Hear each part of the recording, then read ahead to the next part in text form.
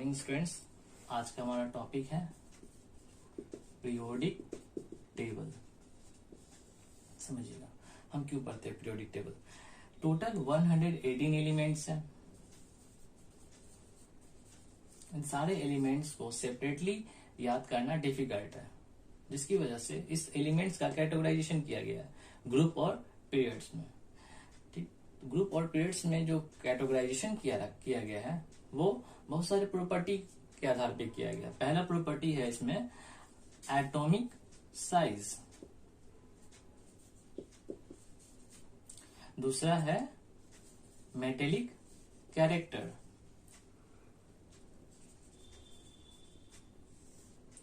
समझिएगा metallic character,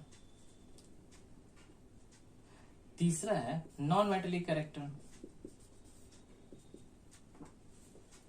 ठीक, चौथा है मेरा इलेक्ट्रॉन एफिनिटी,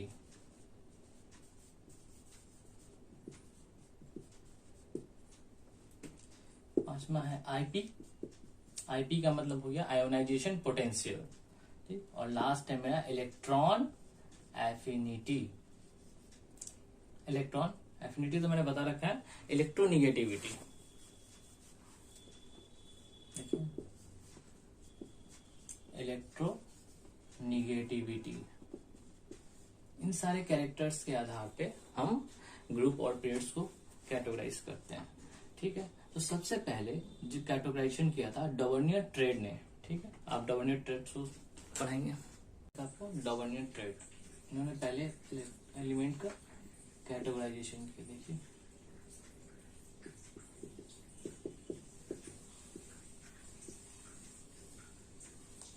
ठीक है, डवर्नियर ट्रेड इन्होंने 3 एलिमेंट लिया जिनका इंक्रीजिंग एटॉमिक मास के आधार पे, जिनका वैलेंसी 1 था और तीनों मेटल थे। इन्होंने सबसे पहले लिया लिथियम, सोडियम और पोटेशियम। लिथियम जिसका मास 7, सोडियम 23 और पोटेशियम 39। इन्होंने क्या किया, इन्होंने बोला कि जब ये 3 एलिमेंट ले रहे थे इंक्रीजिंग एटॉमिक मास के आधार पे, तो फर्स्ट और थर्ड एलिमेंट का अरिथमेटिक मीन निकालने पे हमको मिडिल एलिमेंट का एटॉमिक मास आ रहा था। देखिए कैसे, 7 + 39 46/23। ये 23 सोडियम का एटॉमिक मास था, समझ रहे, और ये तीनों का वैलेंसी भी 1 था। ये वैलेंसी 1 कैसे है, देखिए आप इलेक्ट्रॉनिक कन्फिग्रेशन पढ़े होंगे 2, 8, 18, 32 पे।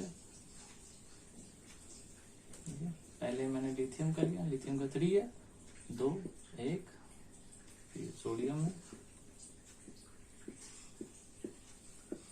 पोटेशियम, सारे का वैलेंसी 1 है। ठीक, इन्होंने जो मेटल लिया इसे अल्कलीज मेटल कहते हैं। All these are called alkaline metal. जब भी ये एसिड से रिएक्ट करता है तो हाइड्रोजन गैस देता है।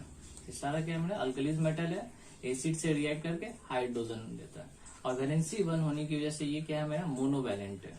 ठीक है, डॉर्नियर ट्रेड ने 3 एलिमेंट लिया, 3 एलिमेंट इंक्रीजिंग एटॉमिक मास के आधार पे, ठीक, और वो तीनों एक ही कैरेक्टरिस्टिक्स के थे।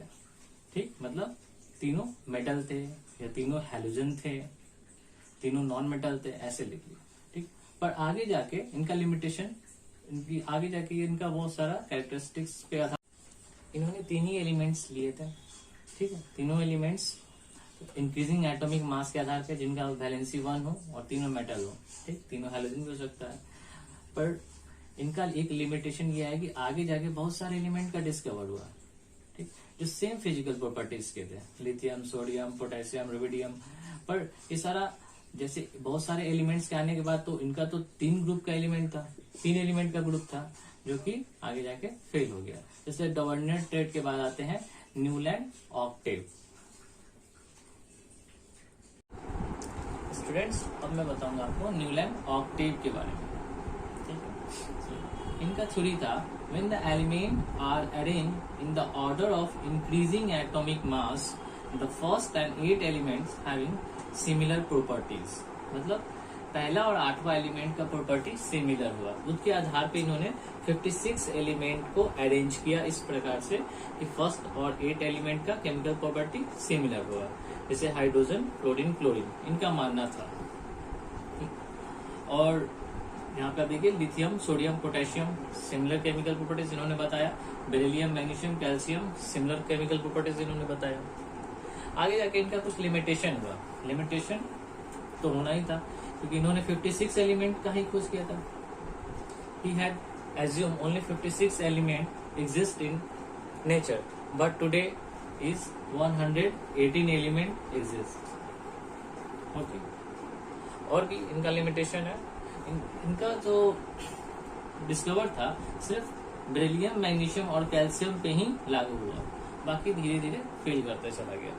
देखिए कैसे, जैसे फ्लोरीन, क्लोरीन, कोबाल्ट और निकल, इन्होंने 2 एलिमेंट को एक ही स्लॉट में रखा, ठीक, दोनों का प्रॉपर्टी डिफरेंट था। कोबाल्ट, निकल का प्रॉपर्टी मिलता था फेरस से, जो कि इनसे काफी दूर था, इन्होंने इनको रखा फ्लोरीन, क्लोरीन के साथ, जो कि हैलोजन है। आगे जाके ये फेल हो गया। जैसे यहाँ भी देखिए सेरियम और लैंथेनम तो इन्होंने एक स्लॉट में रखा, ये भी फेल हो गया। तो ऐसे लिमिटेशन आता गया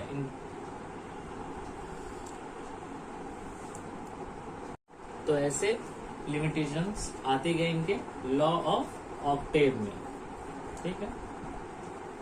फिर आगे चले, नेक्स्ट पीरियोडिक टेबल बनाया मेंडलीफ ने। अब आगे हम पढ़ेंगे Mendeleev law of periodic table. Students, आज मैं आप लोगों को मेंडलीफ पीरियोडिक टेबल समझाऊंगा, ठीक है। ये एक रशियन साइंटिस्ट है और इनका पीरियोडिक टेबल 8 ग्रुप और 6 पीरियड पे आधारित है, ठीक है।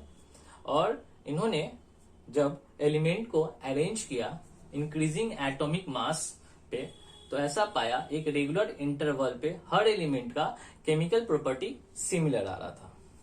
समझ रहा है? हर एक रेगुलर इंटरवल पे इसका केमिकल प्रॉपर्टी सिमिलर आ रहा था।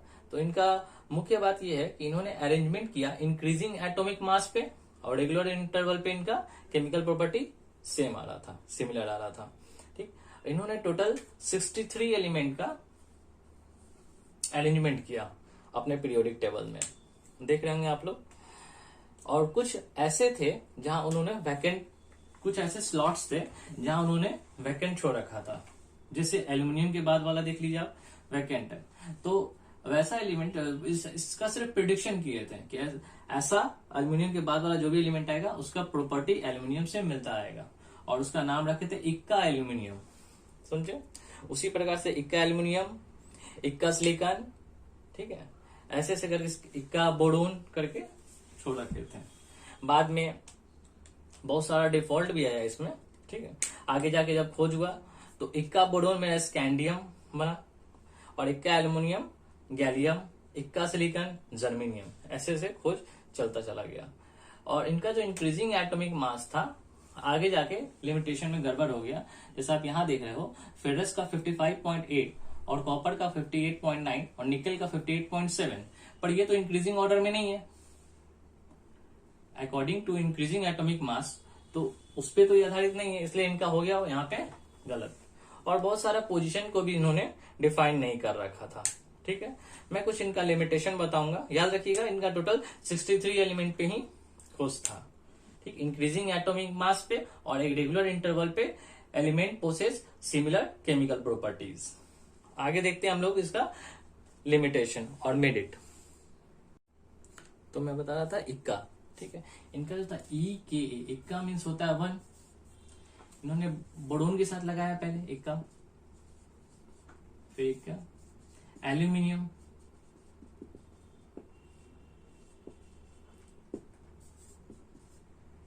का सिलिकॉन। वैसा एलिमेंट जिसका नेक्स्ट एलिमेंट का प्रेडिक्शन हुआ था, सिर्फ खोज नहीं हो रखा था, तो उसमें सिर्फ इन्होंने इक्का वर्ड लगा दिया। बोरोन के बाद वाला एलिमेंट इक्का बोरोन कहलाएगा, इक्का एल्यूमिनियम, एल्यूमिनियम के बाद वाला एलिमेंट, तो हर एलिमेंट का जिसका प्रिडिक्शन था सर तो उसमें इक्का लगा था। आप देखिएगा कि हमारा जब डिस्कवर हुआ तो इक्का बोरोन बना स्कैंडियम, इक्का एल्यूमिनियम बन गया आपको गैलियम, और इक्का सिलिकॉन बना जर्मेनियम। ये सेमीकंडक्टर है, याद रखिएगा। इनका 63 एलिमेंट्स पे पूरा डिस्कवर था, पीरियोडिक टेबल बेस्ड था, और 8 ग्रुप 6 पीरियड पे बेस्ड था इनका, ठीक है, मेंडली पीरियोडिक टेबल। और कुछ लिमिटेशंस भी है, जैसे इन्होंने फेरस, कोबाल्ट और निकल का एटॉमिक मास, इंक्रीजिंग एटॉमिक मास पे जो भी इन्हें बनाया, इन्होंने अपने स्लॉट में डाला, तो वो इंक्रीजिंग एटॉमिक मास को फॉलो नहीं कर रहा था, जैसे फेरस, कोबाल्ट और निकल। तो आप देख रहे होंगे फेरस का 55.8 था, और कोबाल्ट का 58.9, और निकल का था 58.7। तो ये इंक्रीजिंग ऑर्डर में नहीं था, तो इनका हो गया यहाँ पे गलत पीरियोडिक टेबल, जैसे जैसे आगे डिस्कवर हुआ। और इन्होंने नोबल गैस का भी अरेंजमेंट नहीं किया था, क्योंकि इस वक्त नोबल गैस का डिस्कवर नहीं हुआ था, इसलिए नोबल गैस के लिए कोई सा भी स्लॉट नहीं बना था, जो कि अनरिएक्टिव है। तो यहाँ पे भी इनका गलत हो गया। आगे हम पढ़ेंगे कि इन्होंने आइसोटोप को कैसे डिफाइन किया था। आइसोटोप का भी इन्होंने